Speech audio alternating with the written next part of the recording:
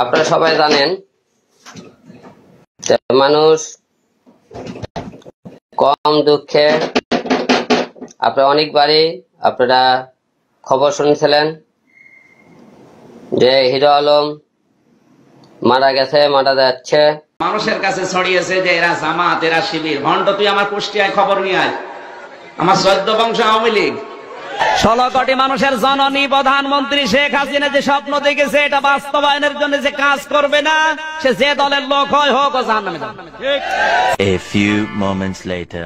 বাংলাদেশ জামাত ইসলামের মহাসমাবেশ আছে। আমার মনে হয় মহাসমুদ্র তৈরি হবে ইনশাআল্লাহ। আমির জামাত ডক্টর শফিকুর রহমান হাফিজাহুল্লাহর ডাকে বাংলাদেশে এর চাইতে বড় সমাবেশ কেউ দেখাতে অন্তত পারবে না। প্রিয় দর্শক, আসসালামু আলাইকুম। আসসালামু আলাইকুম। প্রিয় দর্শক শ্রোতা, গুরুত্বপূর্ণ তথ্য আছে, চলুন ভিডিওতে বিস্তারিত দেখে আসি। সবাইকে আসসালামু আলাইকুম। আশা করি আপনারা যে যেখানে আছেন ভালো আছেন। পরে আসো, আবার ঢক ঢক কেন?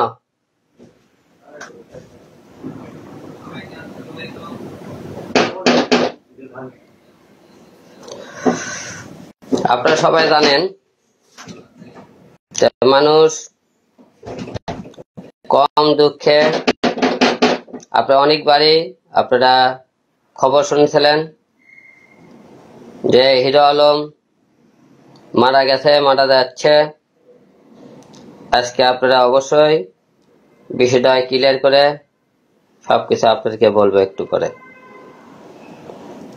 এবং আপনারা সবাই জানেন সবচেয়ে বেশি খুশি হবে যে রিয়া মুনির, যে চাই অল টাইম যে আমি যাতে মারা গেলে সে তার মনে করেন অনেক কিছু আমি বুঝতে পারিনি, প্ল্যান করা ছিল। এই আবার তোমার ডিস্টার্ব করো গে, দাঁড়াও বলো।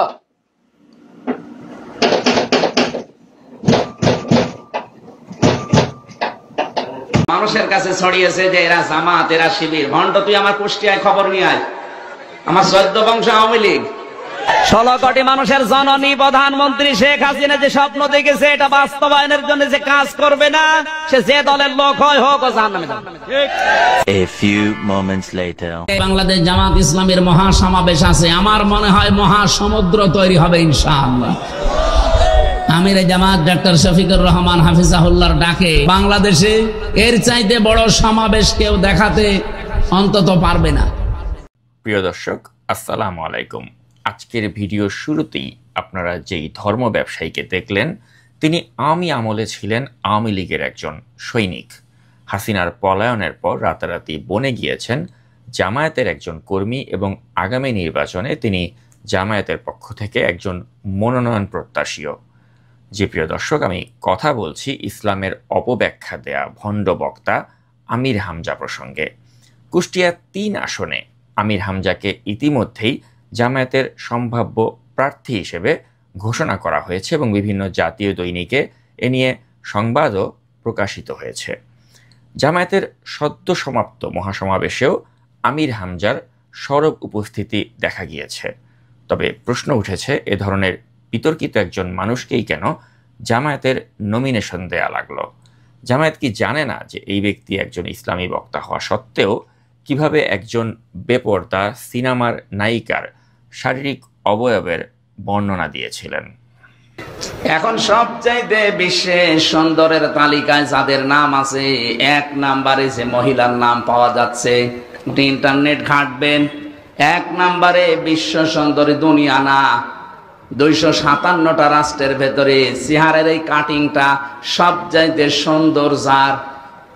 ওই সমস্ত কাজ কারবার যারা করে, মানুষের চেহারা মাপ জব করে যারা এগুলো উপস্থাপন করে, তাদের বর্ণনা কি নাম বলেন তো দেখি? রাশমিকা মান্দানা নাম শুনেছেন? চেহারার কাটিং এ এখন পৃথিবীতে 1 নম্বরে আছে। এই মহিলার দিকে একটু আল্লাহর নাম নিয়ে তাকাবেন, দেখেন তো কি সুন্দর করে আল্লাহ তারে বানিয়েছে। প্রিয় দর্শক, আমির হামজার এ ধরনের উল্টাপাল্টা এবং আপত্তিকর বক্তব্য দেশের গণ্ডি ছাড়িয়ে বিদেশেও পৌঁছে গিয়েছে। হাসিনার পতনের সাথে সাথেই অর্থাৎ 2024 সালের 13ই আগস্ট সিঙ্গাপুরে একটি ভুয়া পাসপোর্ট ব্যবহার করে ভিন্ন নামে ট্যুরিস্ট ভিসায় এসে 15ই আগস্ট সিঙ্গাপুরে এক মাইগ্রেন্ট ওয়ার্কারদের ডরমেটরিতে আয়োজিত এক মাহফিলে অমুসলিম সবাইকে কাফের বলে ফতোয়া দিয়েছিলেন এই আমির হামজা। এবং আমির হামজার ওই বক্তব্যের ভিডিও ক্লিপগুলো যখন সামাজিক যোগাযোগ মাধ্যমে ভাইরাল হয়ে যায়, তখন সিঙ্গাপুরের সরকার এবং ওই দেশের স্থানীয় যারা রয়েছেন তারা এর তীব্র নিন্দা এবং প্রতিবাদ জানান। এবং সিঙ্গাপুর সরকার এ ব্যাপারে বাংলাদেশ সরকারের কাছে নোটিশ দিলেও বাংলাদেশ সরকার আমির হামজাকে জিজ্ঞাসাবাদ পর্যন্ত করেনি। Singapore authorities are investigating those involved in a sermon by a radical Bangladeshi preacher. The Home Affairs Ministry says Amir Hamza's speech propagated extremist teachings that are dangerous and detrimental to the nation's communal harmony. In Singapore, in his sermon, he suggested that non-Muslims were kafirs, that means infidels. He held up extremists as examples of religious piety, and he told his audience, the Bangladeshi workers, that they should do the same. The authorities say they are aware of Amir's background. However, he entered Singapore with a different name on his passport, and authorities did not have his biometrics at that time. You cannot be interviewing every person who is coming in as if he is or is maybe a potential radical or someone who might be a radical. এর ফলে সিঙ্গাপুরের এই সমস্ত ডরমেটরিগুলোতে আজকাল check in এবং check আউটের সময় বাংলাদেশিদের ব্যাগ ভালোভাবে তল্লাশি করা হয়, দেখা হয় যে সেখানে কোনো উগ্রপন্থী পুস্তক আছে কিনা। এবং আমির হামজার কারণে সিঙ্গাপুরের প্রবাসী বাংলাদেশিদের যে হয়রানি, সেটা কিন্তু এখানেই শেষ হয়নি, বরং দিনে দিনে এই হয়রানিগুলো কিন্তু আরও বাড়ছে।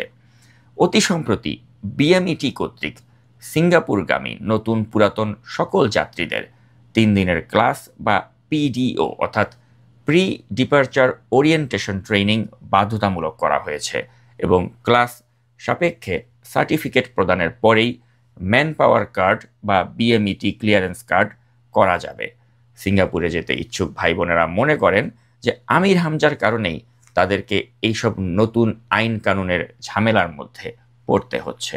তো প্রিয় দর্শক, এ ধরনের একজন বিতর্কিত মানুষকেই দেশের অন্যতম প্রধান একটি রাজনৈতিক দল যখন নমিনেশন দেওয়ার সিদ্ধান্ত নিয়ে ফেলে, সেটা সত্যি হতাশাজনক একটি ব্যাপার। প্রিয় দর্শক, এতক্ষণ আমার সাথে থাকার জন্য ধন্যবাদ জানিয়ে আজকের এই ভিডিওটি এখানেই শেষ করছি। আল্লাহ হাফেজ। দর্শক শ্রোতা, এই বিষয়ে আপনার গুরুত্বপূর্ণ মতামত কমেন্ট বক্সে আশা করতেছি। কমেন্ট বক্সে আপনার লিখতে পারেন, কমেন্ট বক্সে আপনার মতামত। আজকে পর্যন্তই। আল্লাহ হাফেজ।